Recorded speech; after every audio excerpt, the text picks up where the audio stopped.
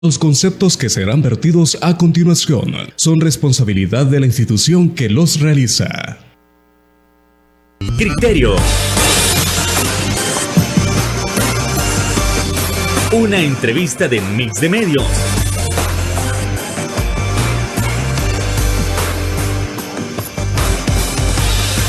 Que aborda frontalmente los problemas de El Salvador con los verdaderos protagonistas y plantea soluciones.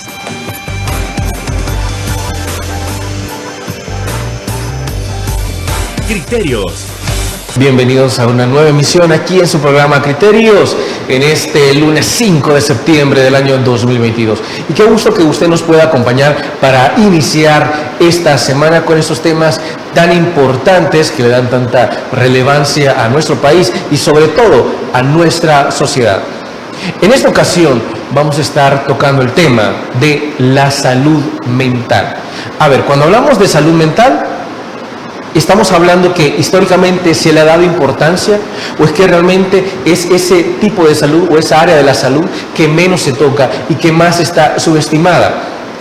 También vamos a estar viendo si la salud mental es la que más se descuida en casa, en nuestras relaciones personales, en la empresa, y qué podemos hacer para fortalecerla. Bueno, eso y más lo vamos a estar tocando con nada más y nada menos que Omar Romero, quien es terapeuta en bioenergética y también capacitador de desarrollo humano. Muy buenas noches, Omar. ¿Qué tal? ¿Cómo está? Un gusto tenerlo por acá. Buenas noches y muchísimas gracias por la oportunidad. También es un gusto para mí dirigirme a la audiencia que está pendiente de estos programas tan interesantes. Sí, el tema es bastante polémico y también es interesante de que últimamente se esté generando los suficientes espacios como para que la gente se dé cuenta de la importancia de la salud mental, ¿no? Siempre el ser humano ha convivido con un montón de desafíos, un montón de amenazas y a veces la gente no ha tenido la oportunidad de tener un contrapeso ante esas amenazas, que pueden ser amenazas físicas o pueden ser amenazas emocionales, energéticas, del mismo entorno y hasta la misma familia. Entonces, a través de la idiosincrasia, de la forma de crianza, a través de todos los paradigmas que ha manejado la población, puede ser de que eso afecte negativamente en la formación emocional de un niño. Desde ahí comenzamos, incluso nos podríamos ir un poco más atrás y hablar de las emociones que la persona embarazada, la mujer embarazada, tuvo en un conflicto en su hogar y que esas emociones a nivel de carga energética se las transmitió al feto. Entonces desde ahí hay una formación genética para que ese niño nazca y se desarrolle positivamente, empoderadamente o desarrolle traumas a lo largo de su crecimiento, de su formación, ¿no? Definitivamente la idiosincrasia de nuestra población ha sido, digamos, mucho castigo, y sí, castigo en físico, castigo emocional, incluso la misma ignorancia o el mismo hecho de ver a un niño como un cipote, ¿verdad? Eso puede generar... Invisibilizando sus emociones. Sí, eso puede generar un trauma en las personas y a lo largo de la pubertad, de la juventud, adolescencia y llegar a juventud puede significar un problema que se manifiesta en detener su proceso de crecimiento, su proceso de formación como una entidad productiva en el día a día. Sí, claro. Entonces, mucho tiene que ver la idiosincrasia de la población. Ahora, sí ha habido como muchos movimientos, ha habido como mucho interés en rescatar este tipo de prácticas, en darle a conocer a la gente su valor. Darle a conocer a las personas que como personas tienen una riqueza que aportar a su entorno. Pero no es fácil. A veces son cosas que uno las sabe, pero no sabe cómo desarrollarlas, cómo dar el siguiente paso, ¿verdad? Ok. Hablando de que ya me ha contextualizado de cómo está funcionando la idiosincrasia salvadoreña, ¿qué es lo que nosotros podemos entender por salud mental? Y aparte de qué es lo que se puede entender por salud mental, ¿por qué es a la que menos importancia se le da. Sí, es por el mismo enfoque de una sociedad productiva. El tema es de que todavía nos hace falta, pienso yo, crecer en el enfoque del ser humano como ser humano y dejar de ver a la persona como una entidad productiva. Cuando las empresas o la misma persona se autoimpone tareas solamente para hacer dinero, porque ciertamente la sociedad nos presiona para eso, ¿verdad? Sí. Para poder obtener nuestros ingresos y de alguna manera salir adelante, pero cuando el enfoque se queda solamente en eso es cuando todo gira alrededor de una actividad y no de un ente que tiene emociones, que tiene mucha riqueza, pero que no la sabe explotar, no la sabe llevar adelante. Entonces, a lo largo de los años, después de la revolución industrial, el enfoque fue ese, es hacer producir más, ganar más dinero, hacer más bienes. Entonces, eso tendría que ir a la par de un desarrollo emocional, a la par de que las personas vayan sintiéndose bien con lo que hacen y no tener ese estrés mental de tener que producir para poder salir adelante. Obviamente, las empresas están para eso, ¿verdad? Sí, claro.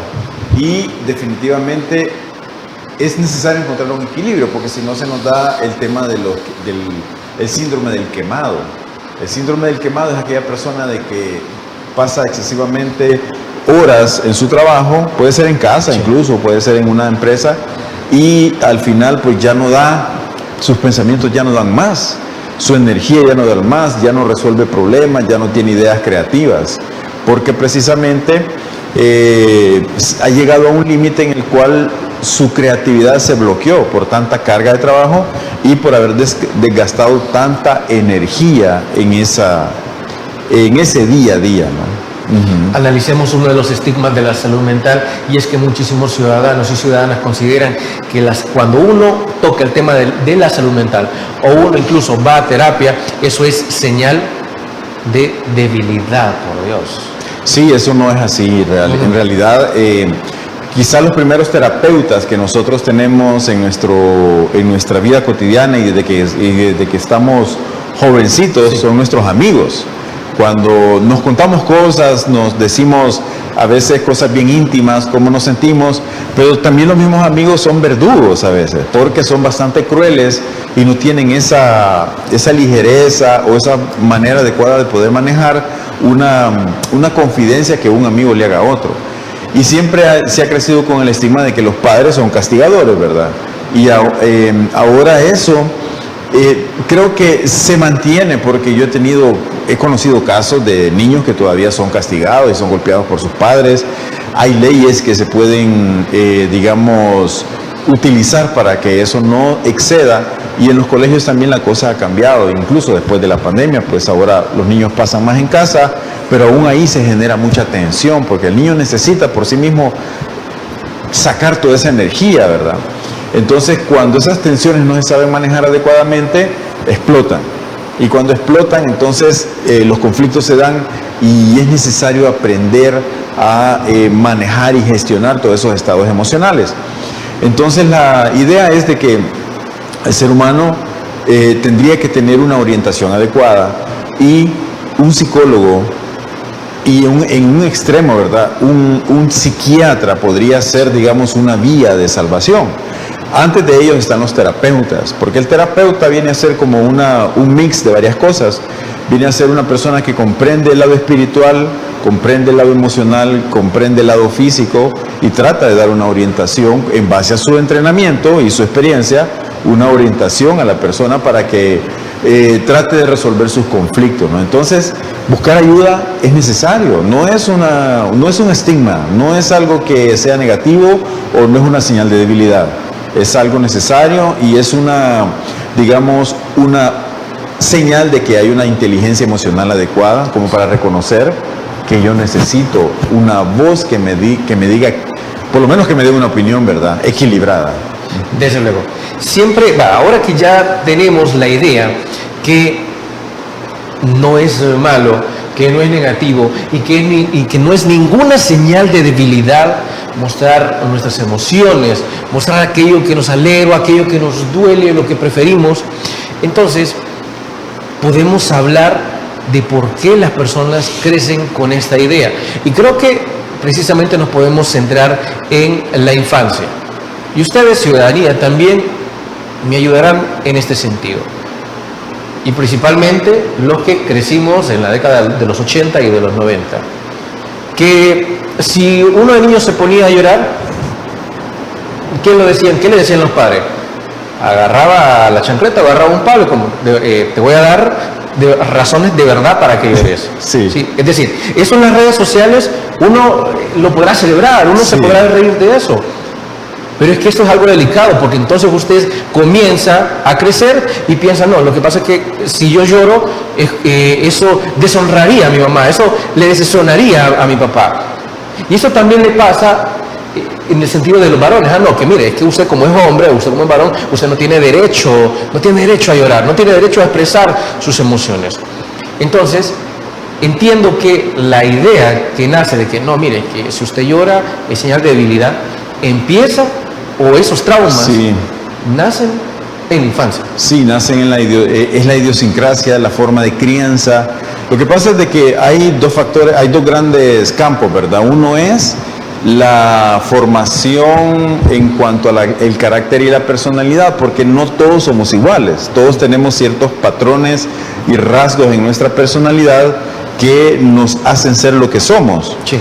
Eso es algo bien íntimo, es algo genético, es algo bien personal, pero también existe el campo donde donde las cosas suceden e influyen en nuestro carácter, en nuestra personalidad.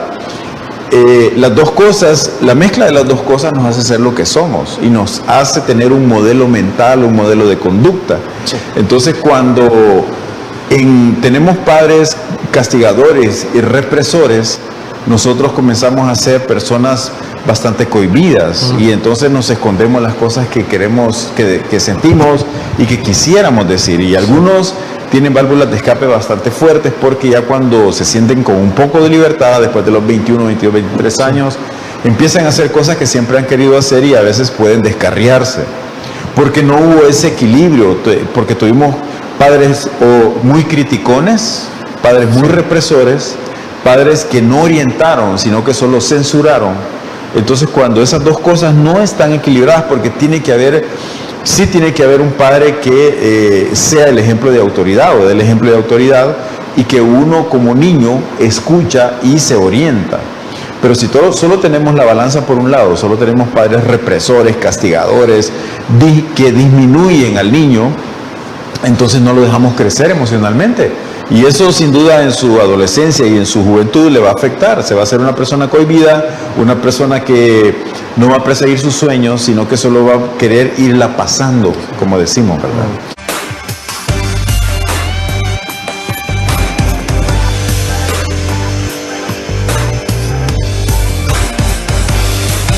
Continuamos en este profundo programa respecto a ese tema tan importante como lo es la salud mental.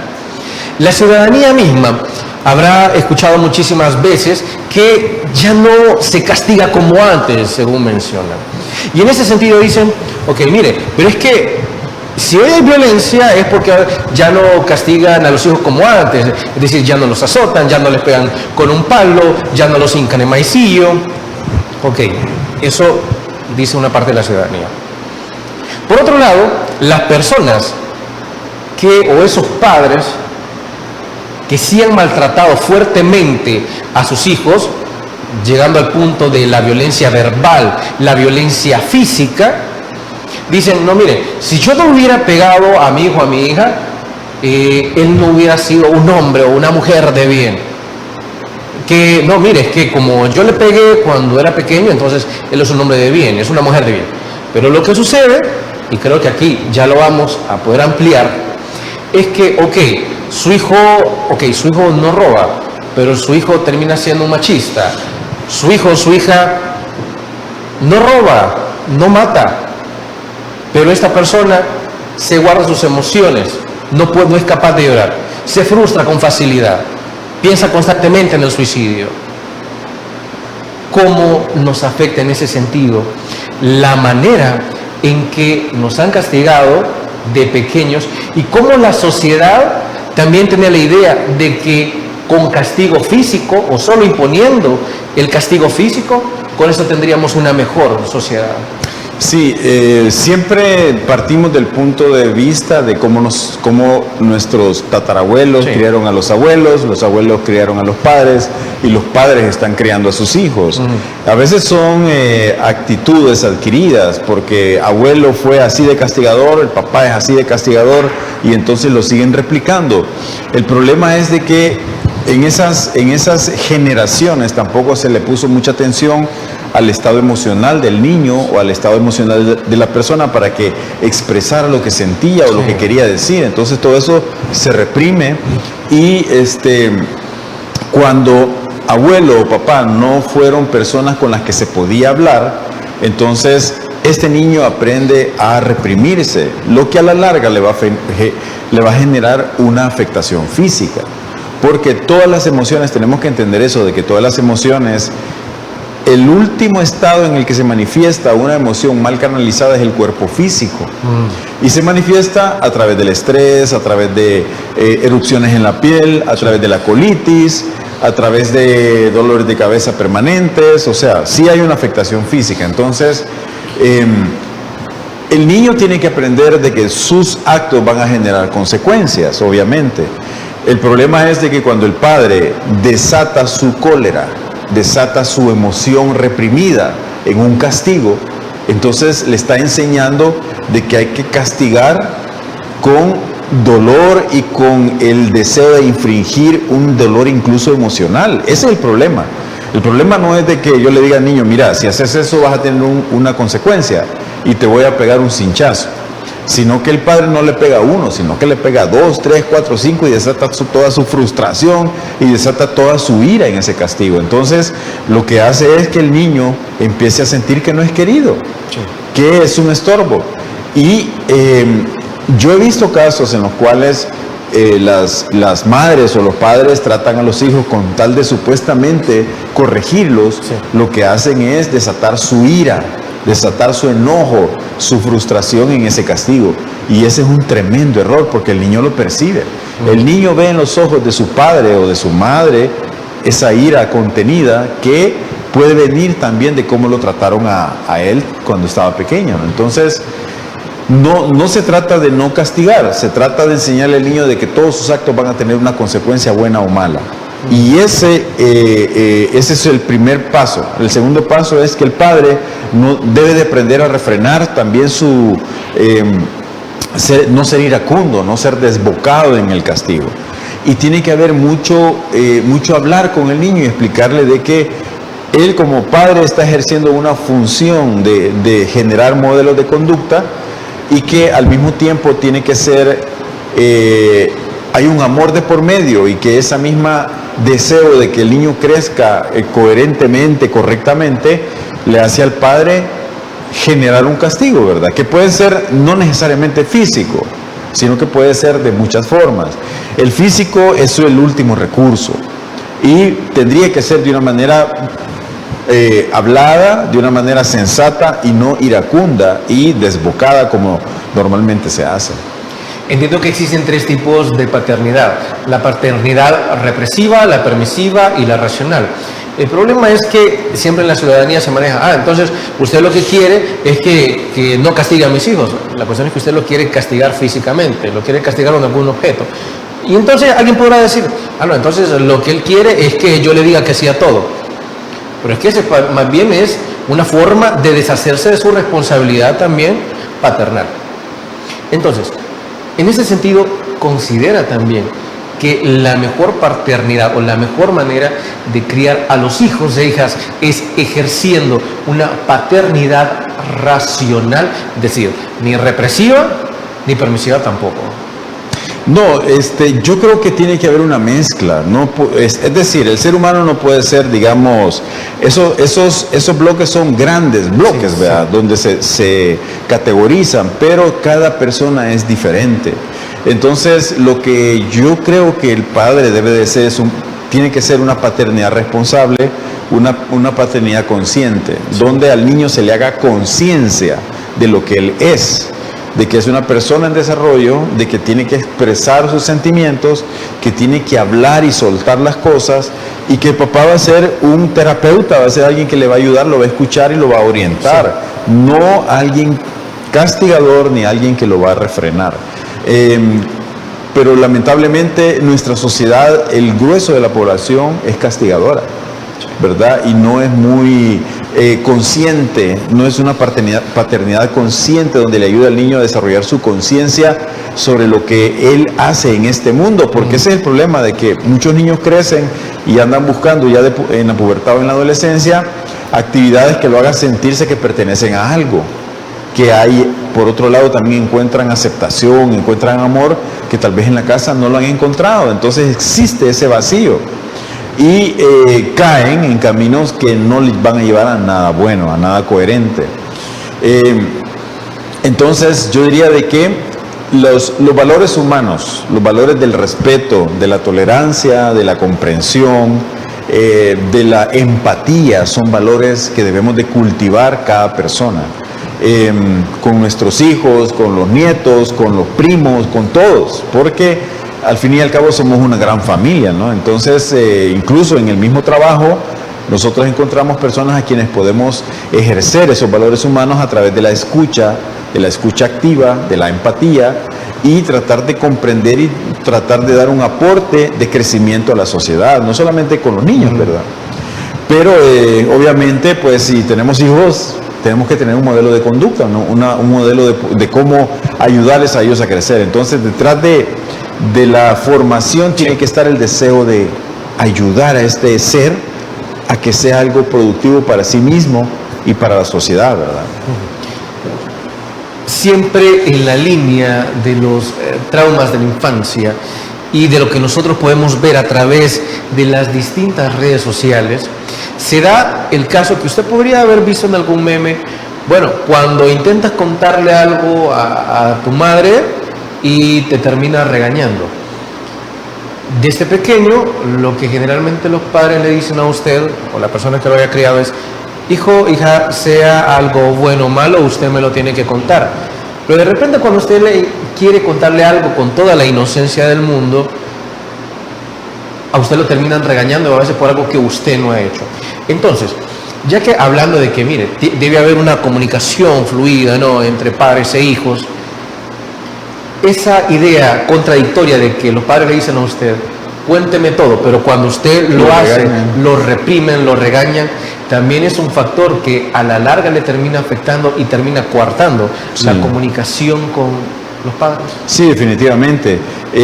Volvemos al mismo tema y al mismo esquema con el cual el padre ha crecido, porque en este tema de la inteligencia emocional, primero tendría que haber sido formado el padre para comprender la importancia de que escuche y que hable con su hijo, porque el problema del padre es de que muchas veces cree que los hijos son su pertenencia, cree que los hijos pueden hacer lo que quieren con ellos, les dice: es que es mi hijo, yo le puedo pegar si yo quiero, y no es así.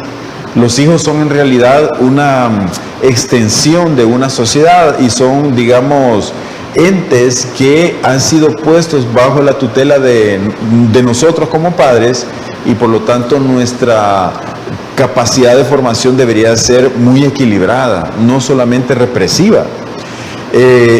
Yo me doy cuenta también de que hay madres de familia de que ven a sus hijas de 16, 17 años como competencia, y las ven porque las niñas están bonitas y que empiezan a maquillarse, entonces la mamá se empieza a sentir un poco disminuida en ese sentido, y hay mucha competencia y hay mucha intolerancia de parte de una hacia la otra, y entonces ¿qué genera eso?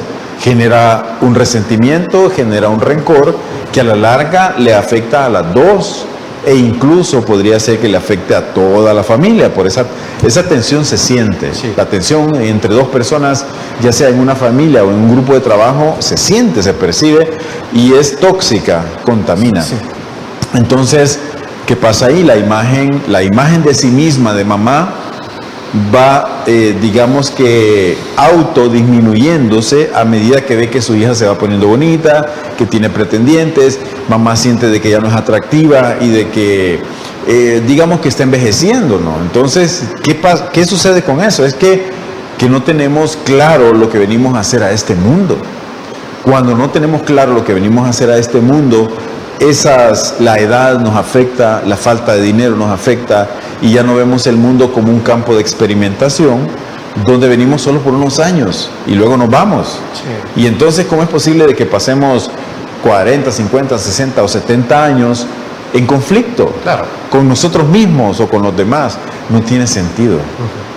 Bueno, gracias por continuar con nosotros. Recuerde que si no puede alcanzar a vernos a través de las pantallas de Canal 8, también puede vernos a través de nuestra página de Mix de Medio y también a través de nuestra página de YouTube. Continuamos en este importante y profundo tema como lo es la salud mental. A ver, ciudadana, ¿usted alguna vez ha tenido esas ideas de que usted no es suficiente para su trabajo, para su familia, y de que siempre tiene que compararse con alguien más para saber si usted está haciendo las cosas bien? Bueno, ese podría ser otro de los traumas que se crearon en la infancia. ¿Por qué? Porque a lo mejor a usted le decían, no, mira, pero si aquel niño, aquella niña lo hace bien, ¿por qué tú no? Mira, aquel niño sí saca buenas notas y tú no lo haces. Y al final, cuando usted lograba sacar una gran nota, de igual manera no le decían nada. Entonces, esa comparación, esa comparativa que traemos desde pequeños del hecho de, no, pero es que yo quiero ser como aquella persona porque esa persona sí lo hace bien, porque a esa persona sí la admiran mis papás, yo quiero ser como él. Es decir, es una socavación a la identidad misma. Sí. ¿Cómo funciona o qué traumas genera que los padres a cada rato estén comparando a sus hijos e hijas con alguien más? Es una práctica totalmente nociva. Es una práctica que lo que hace nada más es tratar de imponer a dos personas que son entes individuales, personalidad y carácter individuales, tratar de ponerlos en la misma función, lo cual no es así.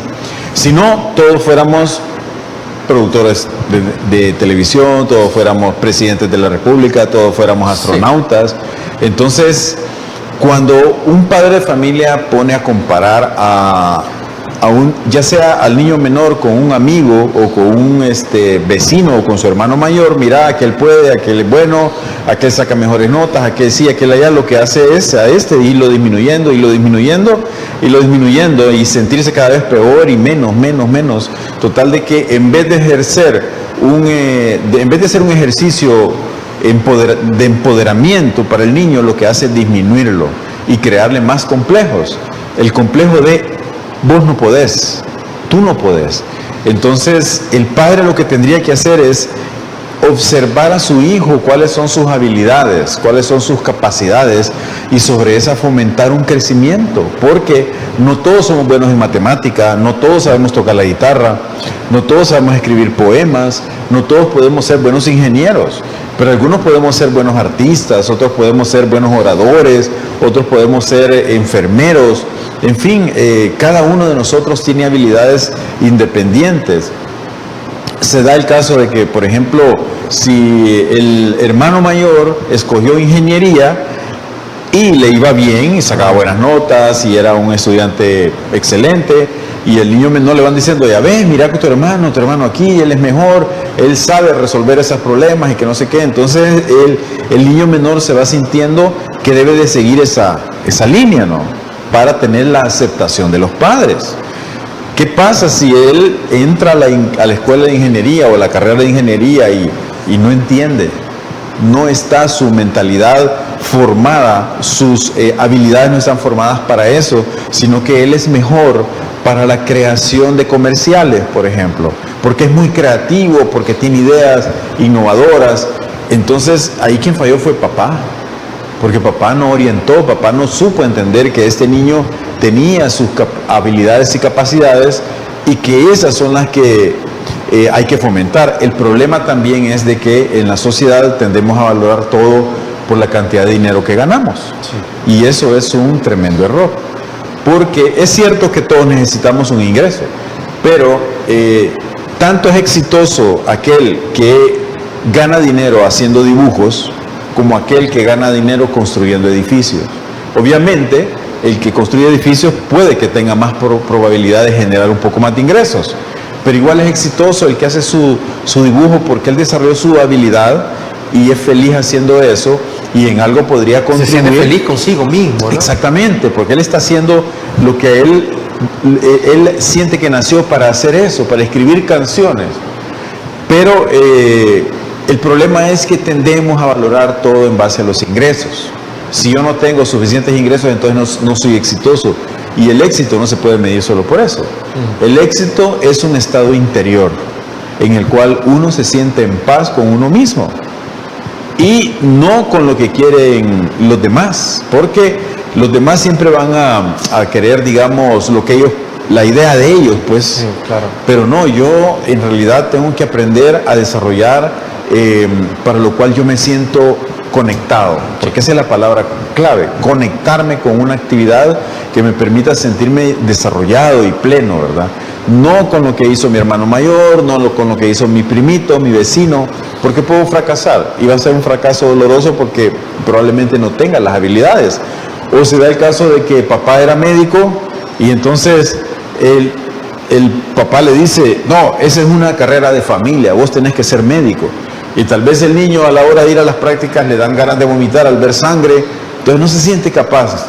Entonces es algo autoimpuesto, es algo que no debería de ser así. Claro. Y de hecho, cuando usted menciona de que las carreras de repente se convierten en algo de familia, incluso recuerdo que esto es muy personal, tenía compañeros de colegio, en el que sus papás habían sido, en este caso una compañera, habían sido contadores. Okay. Ella se quería ir por el área de humanidades, pero ellos le dijeron, si no estudias bachillerato en contaduría, no te pagamos el bachillerato.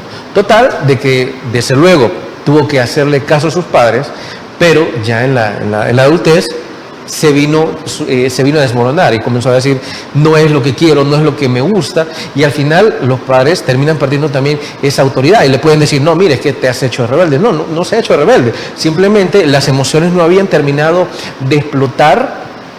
¿Por qué? Porque quisimos complacer las ideas de nuestras familias en ese caso y no realmente lo que nosotros de verdad queríamos, de verdad buscábamos. Sí, en ese caso no es que haya sido rebelde, es que al final tomó valor para salir y decir, es que esto he querido hacer siempre. Sí, no, claro.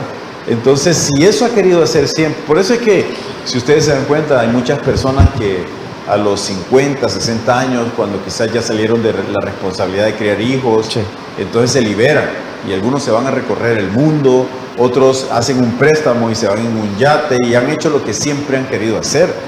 Pero ¿por qué no empezar de jóvenes a hacer eso? ¿Por qué no empezar de 30 años, 25 años a empezar a crear tu futuro ideal? Incluso si algunos no preferirían no tener un empleo fijo, sino que trabajar 3 años, 4 años, ahorrar e irse a darle la vuelta al mundo. ¿Por qué no? Si al final en este mundo venimos a vivir experiencias de crecimiento, no venimos a incrementar nuestra cuenta de banco, no venimos a usar marcas, no venimos a obtener crecimiento en bienes físicos, sino que venimos a vivir experiencias. La gente compra, se ha descubierto pues de la psicología, ¿verdad? Que la gente en realidad lo que anda buscando detrás, por ejemplo, la persona de 70 años que compró un Ferrari rojo, al final no es la marca, en muchas veces no es la marca, sino que es la experiencia que está detrás de vivir ese vehículo, de cómo te va a hacer sentir. Al final todos andamos detrás de esa experiencia y creo de que las experiencias son las que enriquecen la vida de las personas. Entonces los primeros años son críticos y son claves para que uno defina lo que quiere hacer, porque una persona de 25 años ya tendría que tener claro hacia dónde va a enrumbar su vida, porque no se trata solamente de trabajar 8 horas, 10 horas, 12 horas, ganar un dinero y ya, tener solo para pagar comida, casa, gasolina y todo eso. No se trata de eso. Eso es solamente un resultado, debería de ser, digamos, como un resultado de una actividad cotidiana, pero que internamente, ¿qué es lo que yo quiero hacer? Eso es lo importante. Continuamos hablando sobre la salud mental y los traumas de la infancia y cómo eso termina afectándonos en la adultez. Otro de los problemas que usted habrá escuchado es, no mire, sabe que yo siento apego hacia mi empresa, apego hacia mi jefe, tengo un apego hacia mi pareja, un apego hacia mi expareja, ¿no? Entonces, cuando nos dicen, tú lo que sientes no es amor, tú lo que sientes es apego, es posible que ese también sea producto de un trauma de la infancia. Podría ser producto de un trauma de la infancia en el cual yo no quiero dejar ir a alguien que me hace sentir seguro. Por ejemplo, un trabajo, una persona, podría ser que eso signifique de que no me siento capaz y que como esta relación o este trabajo me ha brindado tantas satisfacciones que no lo quiero dejar ir, ¿verdad? Podría ser también un miedo. Detrás de todos los apegos hay miedos. Por ejemplo, si yo me aferro a una relación de pareja en la cual es bastante conflictiva, pero no la quiero soltar, no la quiero dejar ir, el tema es que a la larga eso lo único que hace es intoxicar más la relación y dejar ir tiempo que pudiera invertirlo en algo más gratificante. ¿Cuál es el miedo que está detrás del apego? El miedo a no estar solo, el miedo a que no soy capaz de enfrentarme a una vida por mis propios medios, o el miedo de que tal vez me estoy haciendo viejo y no voy a encontrar pareja más adelante. Entonces, eso significa de que yo, como ser humano, no tengo claro a lo que he venido a este mundo. O sea, a este mundo no he venido, es decir, que todo lo demás, todo lo que la pareja, el trabajo y todo son elementos necesarios para vivir una experiencia de vida. Pero yo no he venido exclusivamente a eso, sino que he venido a vivir una experiencia de vida que sea gratificante para mí y gratificante para los demás, porque si no, no tiene sentido. El ser humano, el problema es que tiende a veces a ser muy individualista, muy egoísta, y de ahí viene el apego. Cuando uno siente de que para mí, ¿verdad? Solo para mí, solo para mí, solo para mí, ese es un problema de egoísmo bastante grande. Entonces, cuando tendemos a pensar en función de la sociedad o digamos que yo voy a ser un ente productivo para mi grupo de trabajo, para mi familia, para mi pareja y mis hijos, entonces mi función productiva se hace un poco positiva y productiva se hace un poco más grande y ya mi vida tiene un propósito. Porque cuando la vida no tiene un propósito en cada uno de nosotros se vuelve una vida bastante monótona y vacía. Entonces lo primero que las personas deberían de decir es, bueno, ¿cuál es el propósito mío en esta vida? ¿A qué he venido? Todos tendríamos que tener una función específica de dejar algo positivo, de construir algo gratificante. Porque si hacemos lo contrario, bueno, hay consecuencias, ¿no? Si nosotros nos ponemos a ser muy egocéntricos o que todo lo voy a acaparar, eso, ¿qué sucede cuando en una presa el agua se retiene?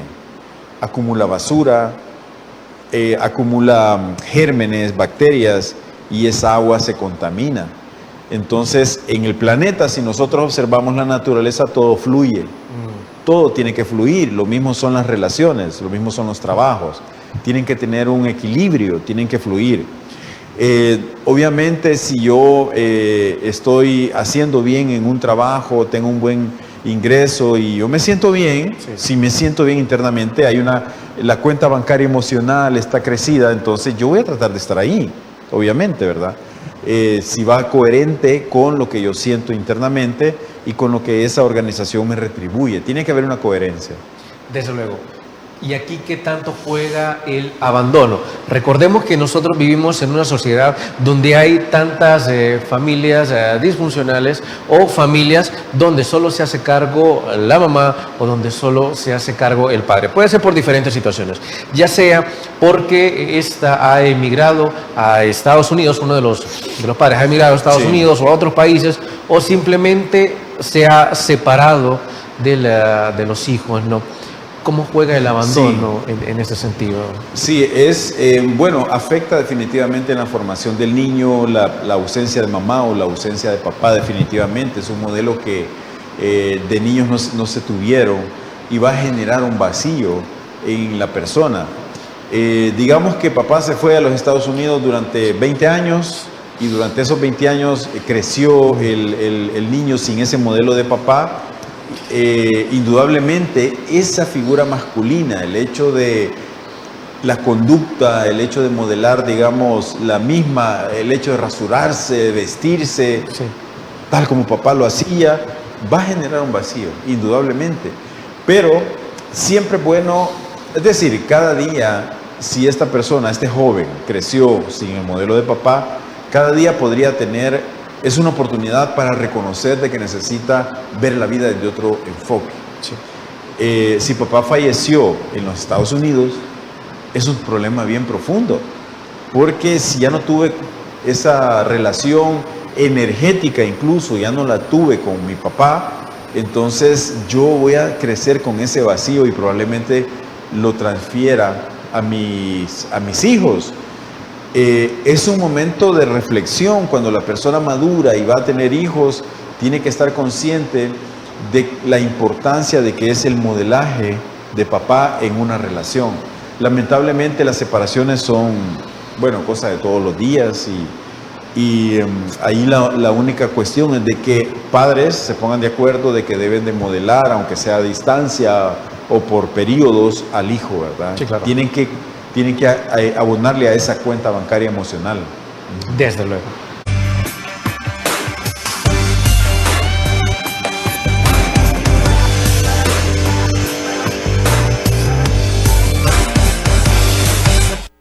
Momento de las recomendaciones finales para fortalecer nuestra salud mental. Bueno, las recomendaciones finales serían principalmente encontrar un propósito en nuestra vida que sea en función no solamente de mis intereses particulares, sino en función del colectivo, en función de mi familia, de mis hijos, de mi sociedad, de mi grupo de trabajo. Lo otro es entender de que hay muchos miedos en la sociedad actual y que no podemos vivir bajo la lupa del miedo porque a la larga eso nos va a afectar y nos va a traer una consecuencia física. Tenemos que tener más fe, ser personas de mayor fe, y no me refiero a una fe exclusivamente religiosa, sí, sino a un empoderamiento, a saber de que yo soy una persona con muchas capacidades, muchas habilidades que tengo que descubrir, y creer también en tener la fe en un poder supremo, porque todo está bajo la lupa de un creador. Entonces, cuando nos sucede un accidente o una enfermedad, tenemos que tener claro de que hay un propósito incluso detrás de esas cosas difíciles. Siempre hay una enseñanza positiva. Si nosotros nos enfocamos a ver la vida de una forma más positiva y más productiva y más creativa, la vida se vuelve más enriquecedora y nos retribuye de la misma manera. Entonces, por ahí va la cosa. Desde luego. Bueno, se nos ha terminado este programa. De verdad queremos agradecerle con todo nuestro corazón el hecho que usted nos pueda haber acompañado y que también nos haya retroalimentado y nos haya aclarado muchísimas situaciones respecto a los traumas de la infancia y cómo eso deteriora a la larga nuestra salud mental. Y esperamos verlo próximamente. Cómo no, muchas gracias a ustedes también por la invitación. Es un gusto. Bueno, y a ustedes, amigos y amigas televidentes, gracias por habernos sintonizado. Recuerde, el criterio más importante lo tiene usted. Feliz inicio de semana.